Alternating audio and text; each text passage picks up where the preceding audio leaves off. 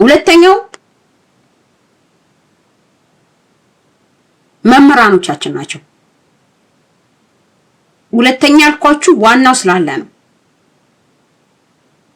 መምህራኖቻችን በየቤተክርስቲያኑ፣ በየመድረኩ፣ በየፌስቡኩ፣ በየቲክቶኩ ወጥተው የሚያስተምሩ መምህራኖቻችን ትክክለኛውን ትምህርት ማስተማር አለባቸው። ሁልቀን እኛን ለመውቀስ ራሳቸውን እየወቀሱ ራሳቸውን እየጨመሩ እኛን ለመውቀስ ብቻ ማስተማር የለባቸውም። አዎ ወንጌል ነው፣ ይሰበካል፣ ተሰብከናል። ለዛውም እንደዚህ ወንጌል የተሰበከበት ዘመን ያለ አይመስለኝም ምን ለመናገር። ግን እኛ ባዶ ነን፣ ምንም ባዶ። ሁላችን እንሰማለን፣ በዚህ እንሰማለን፣ በዚህ እናፈሳለን፣ በዚህ እንሰማለን። እነሱም ያው ናቸው፣ ከኛ ይሻሉ። ያው እነሱ በኦርቶዶክስ አስተምሮ እኔም እየተባለ ስለሚወራ እኛም ጭምር እያሉ ያስተምራሉ። እነሱም እንደኛ ናቸው፣ እኛም እንደነሱ ነን። እነሱም ከኛ ይሻሉ፣ እኛም ከነሱ አንሻል። ስለዚህ መጀመሪያ እነሱ ራሱ ሲያስተምሩ ግራን ሲመታ ቀኝን ስጥ፣ ግራን ሲመታ ቀኝን ስጥ እያለ ቤተክርስቲያኗ ምዕመኖቿን ታጣለች። ግራን ሲመታ ቀኝን ስጥ ነው። እየተገደለን እንበዛለን ነው ትምህርቱ። ወይም ደግሞ አንዱ ይመጣና ዝም በሉ እግዚአብሔር የሚሰራውን ያውቃል። አሁን በቀደም ስሰማ ነበር እንደዚህ አይነት ትምህርት። ኦፍ ኮርስ ያውቃል፣ እሱም ያውቃል። ማን አያውቅም ያላለ ያውቃል። ግን ህዝቡን አልጠበቀም። በተለይ አሁን እኛ ቤተክርስቲያንን እኛ አባቶቻችን አድዋ ድረስ ሄደው ሲዋጉ ከጣሊያን ጋር ለሃይማኖታቸውን ለመጠበቅ አገራቸውን ለመጠበቅ ብሎ አይደለም። እነሱ ሰው የመግደል ጣሊያንን የመዋጋት አራራ ይዟቸው ነው አይደለም። ሃይማኖታቸውንና አገራቸውን ለመጠበቅ ብለው ነው የሄዱት። ታቦት ይዘው ነው የሄዱት። ምክንያቱም የመጣው ጠላት ሀገርን ብቻ አይደለም ሃይማኖትን የሚያጠፋ ነው። የዘመቱት ጳጳሳት ይሄን ስለሚያውቁ ነው። ካህናት፣ ዲያቆናት ነጭ ለብሰው የዘመቱት ሃይማኖታቸውን ስላጠቃባቸውና ሃይማኖታቸውን ለማጥፋት እንደመጣ ነው።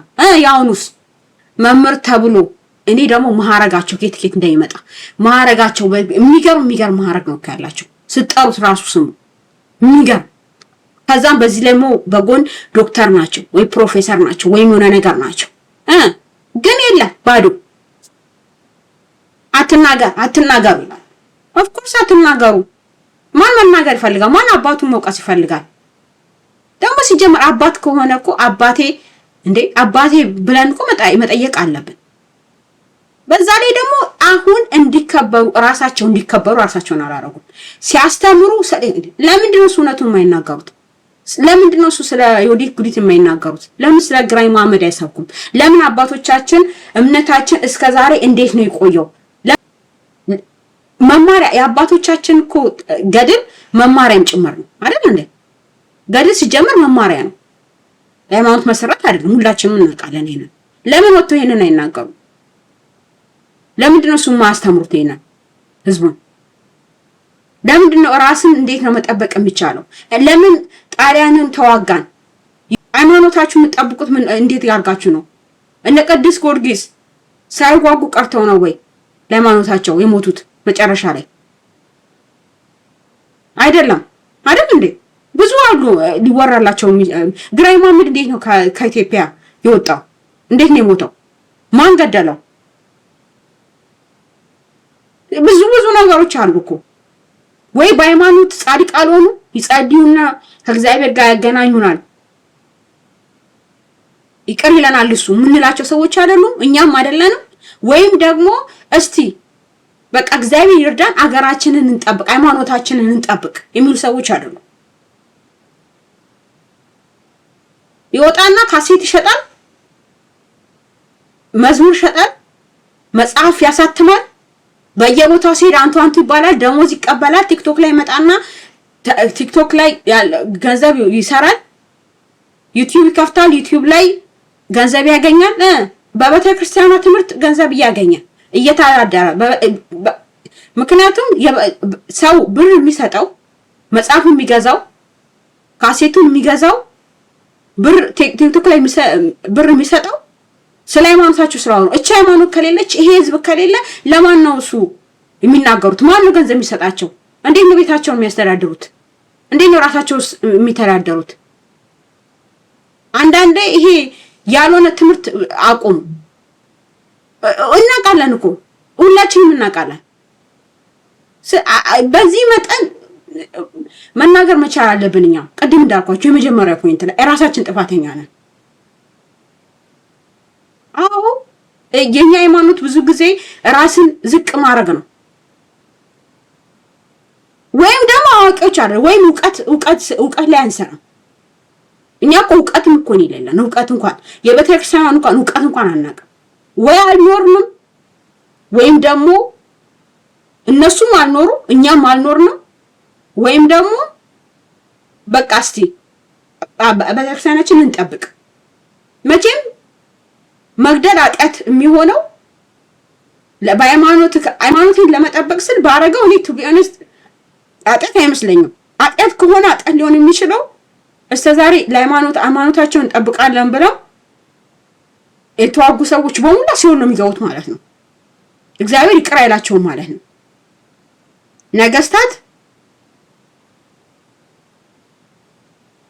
ካህናት ለሃይማኖታቸው ብለው የተዋጉ ለሃይማኖታቸው ብለው የወደቁ የገደሉት እንዳለ ሲሆን ነው የሚገቡት ማለት ነው። ምን ማለት ነው? ስለዚህ የምታስተምሩትን ትምህርት በተቻላችሁ መጠን ቀይሩ፣ እውነት ተናገሩ፣ ህዝቡ እንዲነሳ አርጉ። ኦኬ ራሱን እንዲጠብቅ አርጉት፣ ሃይማኖትንም እንዲጠብቅ አርጉት። ይሄ ሁሉ ቀን ይሄ እንዴ ስለ ትዳር እንዴት ነው የምታገቡ? ማለት ምን አይነት ትዳር ነው ይኖራችሁ የሚያስፈልጋችሁ? እንደዚህ ሆነ በቃ እሱን እኔ አግብቼ ከወለድኩ በኋላ እሺ ቤተክርስቲያኗ ካሌለች የት ሄጄ ነው ክርስትና ማስነሳው? የት ሄጄ ነው የምጋባው? የት ሄጄ ነው የምቀበረው? ካሌለች ቤተክርስቲያኗ እኔ ካሌለኝ እናንተ ለማን ነው የምታስተምሩት? ቤተክርስቲያኗ ማን ላይ ነው የምትሰራው? አንዳንዴ ማለት ነው የምታስተምሩትን ትምህርት ወታችሁ ይሄ የሃይማኖት መሰረት የሆኑ ትምህርቶችን እነሱን መማር ያለብን ማወቅ ያለብን ራሳችንን፣ እናንተም ግዴታ አለባችሁ። አዎ ማወቅ አለብን፣ እውነት ነው። ግን አሁን ጊዜው እሱ ላይ ብቻ የምንሰራበት ጊዜ አይደለም። አሁን ጊዜው ቤተክርስቲያኗና ህዝቧ እያለቀ ነው። እንዴት አድርገን ነው ይሄን ህዝብ ማነሳሳት ያለብን? እንዴት አድርጎ ነው ይሄ ህዝብ ራሱን መከላከል ያለበት? ቤተክርስቲያን መጠበቅ ያለበት እንዴት ነው የሚለው ነው ስብከቱ መሆን ያለበት እንጂ መታችሁ ያልሆነ ነገር አትስበው፣ አታስተምሩ። ለዛ ነው እኔ ለዛውም ብንችል በዚህ ሰዓት ቅዳሴ ማስቀደስ፣ ኪዳን ማድረስ፣ ቆሞ መዘመር፣ በየቦታው ሄዶ በአዳራሽ ተሰብስቦ መዘመርና ስብከት መስማት መቆም አለበት። ስብከቱን ካላስተካከሉት ከዘመኑ ጋር እኮ መሄድ አለብን አይደል እንዴ? ይሄ ዲያቆን ካህን የምትሉ ይሄ በየማዕረግ ያለው በሙላ መምህር ቆሞ እሰይ አንቷቱ የሚባል መምህር በሙላ መስተካከል አለበት። ይሄ ሁለተኛው ፖይንቴ ነው። ሁለተኛው ተጠያቂ አካሎች ናቸው።